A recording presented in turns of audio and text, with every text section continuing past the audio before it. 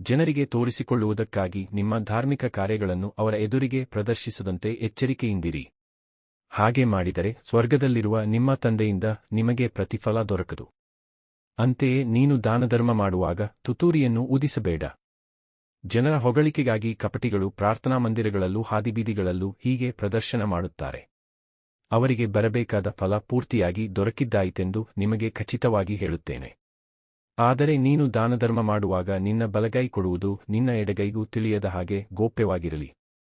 ಅಂತರಂಗದಲ್ಲಿ ನಡೆಯುವುದನ್ನು ನೋಡುವ ನಿನ್ನ ತಂದೆ ನಿನಗೆ ಪ್ರತಿಫಲವನ್ನು ಕೊಡುವರು. ಪ್ರಾರ್ಥನೆ ಮಾಡುವಾಗ ಕಪಟಿಗಳಂತೆ ಮಾಡಬೇಡಿ. ಜನರು ತಮ್ಮನ್ನು ನೋಡಲೆಂದು ಪ್ರಾರ್ಥನಾ ಮಂದಿರಗಳಲ್ಲೂ ಬೀದಿಯ ಚೌಕಗಳಲ್ಲೂ ನಿಂತು ಪ್ರಾರ್ಥನೆ ಮಾಡಲು ಇಚ್ಛಿಸುತ್ತಾರೆ. ಅವರಿಗೆ ಬರಬೇಕಾದ ಪೂರ್ತಿ ಫಲ ಆಗಲೇ ಬಂದಾಯಿತೆಂಬುದು ನಿಮಗೆ ಚೆನ್ನಾಗಿ ತಿಳಿದಿರಲಿ. ನೀನು ಪ್ರಾರ್ಥನೆ ಮಾಡುವಾಗ ನಿನ್ನ ಕೊಠಡಿಗೆ ಹೋಗು, ಬಾಗಿಲನ್ನು ಮುಚ್ಚು, ಅಂತರಂಗದಲ್ಲಿರುವ ನಿನ್ನ ತಂದೆಗೆ ಪ್ರಾರ್ಥನೆ ಮಾಡು. ಅಂತರಂಗದಲ್ಲಿ ನಡೆಯುವುದನ್ನು ನೋಡುವ ನಿನ್ನ ತಂದೆ ನಿನಗೆ ಪ್ರತಿಫಲವನ್ನು ಕೊಡುವರು.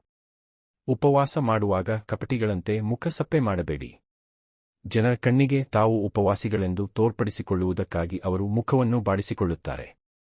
ಅವರಿಗೆ ಬರಬೇಕಾದ ಫಲ ಪೂರ್ತಿಯಾಗಿ ದೊರಕಿಯಾಯಿತೆಂದು ನಿಮಗೆ ಖಚಿತವಾಗಿ ಹೇಳುತ್ತೇನೆ. ಆದರೆ ನೀನು ಉಪವಾಸ ಕೈಗೊಂಡಾಗ ಮುಖ ತೊಳೆದುಕೋ, ತಲೆಬಾಚಿಕೋ.